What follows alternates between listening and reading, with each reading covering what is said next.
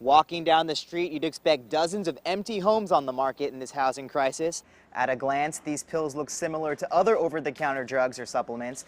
This Bosu that I'm standing on is a great exercise for baby boomers. It not only helps them out with their balance, but it's also great to strengthen their abdominal muscles. But first, let's head down to Renee Calder, who's at North High, getting an in-depth look at how this artificial turf is helping students. Beyond all the contests and classic cars like this 1956 Chevy, the purpose of the event is to celebrate Torrance. The reveille ceremony is traditionally a signal for the military to start an official day of duty. Most of the cracks were repaired on this side of the wall behind me. The luminaries offer tips and advice to women who have lost their hair, like this hair hoop here and this hat that just goes right on top.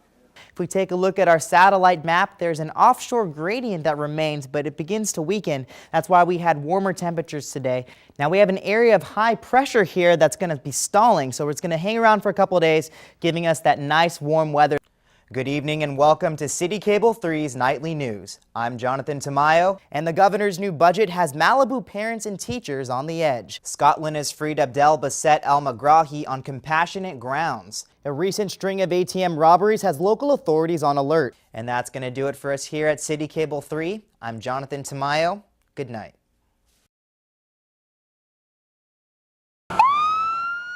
Nature's fury. Dry Santa Ana conditions and Malibu's worst fears come alive. Hurricane-force winds are now being blamed for snapping power lines that sparked the canyon fire. Helicopters and ground crews from across the state are working night and day to fight the flames. I've been on this day and night. I got like 20 minutes here and there in the truck to sleep, and I had a stick go up and hit me in the head. And everything's looking good right now. We pretty much got the fire knocked down. The fire raged from Malibu Canyon down to Pacific Coast Highway. At least 6 homes and priceless structures have already been destroyed. The famous Malibu Presbyterian Church burned to the ground.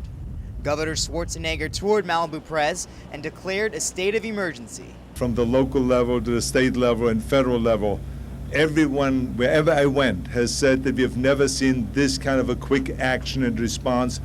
Businesses in the Malibu colony like CVS and First Bank also took a heavy hit. The famous $17 million Castle Kashan was also destroyed, along with priceless artifacts. The community is comforting each other, but are still uneasy about the future. You know, we don't really know what's going to happen, and, you know, my business is in, you know, this is actually 2 separate properties, and my business is on the other one, and it's going to be a while before I can work again. And although the canyon fire is nearly contained, it's certainly left its mark on Malibu. The next step for the community is to rebuild and move forward. For Newsways 26, I'm Jonathan Tamayo.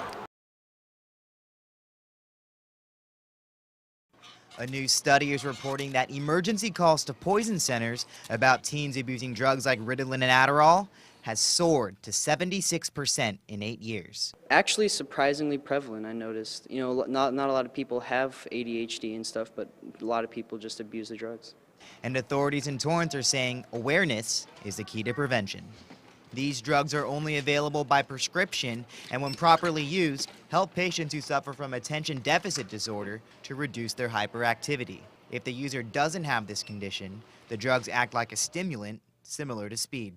Well, it's what they call diversion, so people that probably have a legitimate reason to get the prescription and then turn around and either sell it or give it to other people. I mean, we get a lot of phone calls from parents sometimes, you know, finding pills and wanting to know exactly what they are. At a glance, these pills look similar to other over-the-counter drugs or supplements. That's why pharmacists are saying every pill has a special marking so you know exactly what your teens are taking.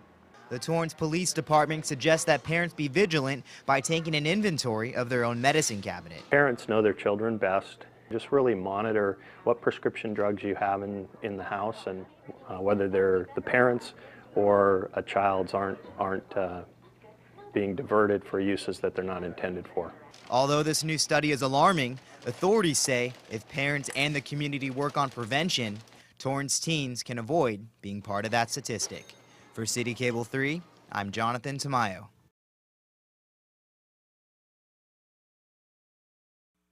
They're cheap, they're green, they're fire prevention specialists, and they can't be blamed for eating on the job. The city of Torrance is using goats as a cost-effective way to eliminate weeds and dry brush that could fuel a wildfire.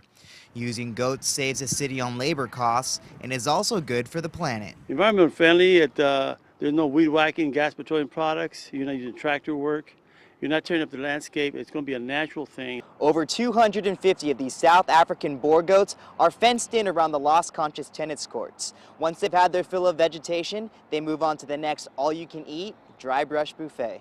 These goats are quiet and odor-free, so don't disturb the neighbors. They also have 4 stomachs that can digest not only weeds, but poison oak, rose bushes, and palm trees. 200 of them can clear about an acre of brush a day.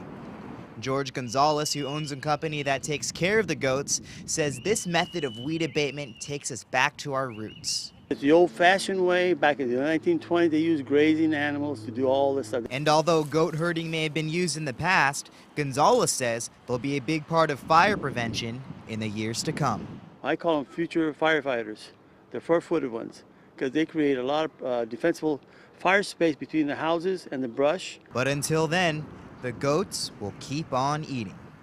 For City Cable 3, I'm Jonathan Tamayo.